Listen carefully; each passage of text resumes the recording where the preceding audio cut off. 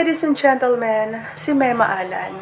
Si Mema Alan na nagbebenta ng kaldero online kaya lang inyong pinagtatawanan. Kaya tingnan nyo, mukha ng ewan. Kaldero nga ni ang ibinebenta pero gusto nyo patikalan, ibenta na niya online.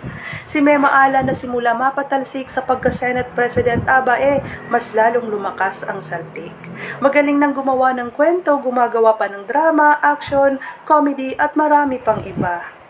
Siya ang nagkamali pero ang gusto niya magsisi ang iba. Siya ang nangako pero ang gusto niyang tumupad ay ang Pangulo.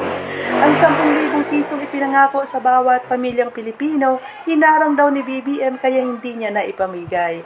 Akala ba namin yung 10,000 ipinangako mo ay galing sa pera mo? Yun pala, galing din sa nanakawin mo. Ang lakas mo, ang lupit mo talaga, Mema Alan. Para kang DDS. DDS ba siya? Para kang DDS. Ang mga DDS, kagaya mo rin.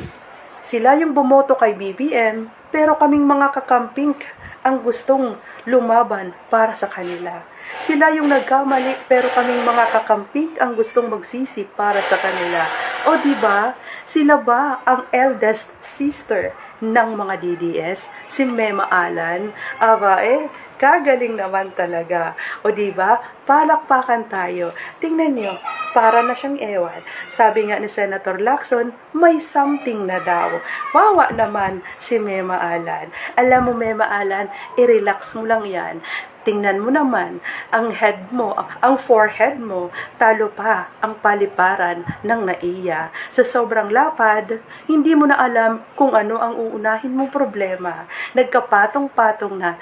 Kung hindi mo pinatakas si Robin Padilla, di sana tahimik ang buhay mo. Kung hindi ka sana nangarap na maging Senate President, kung hindi mo sana pinapasok si Bato, di sana tahimik ang buhay mo. Di sana hindi naungkat ang mahiwagang kaldero mo. Yun lang. Salamat!